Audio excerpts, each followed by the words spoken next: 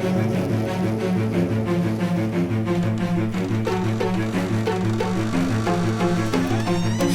wears his heart safety pin to his backpack. His backpack is all that he knows.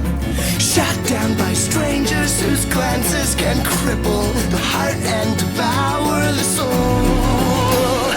All alone he turns to stone while holding his breath after death.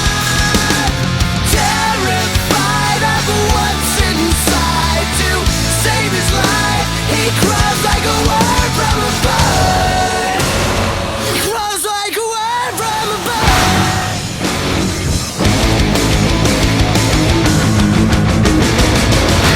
His mind, the way pushes him whispering, must have been out of his mind.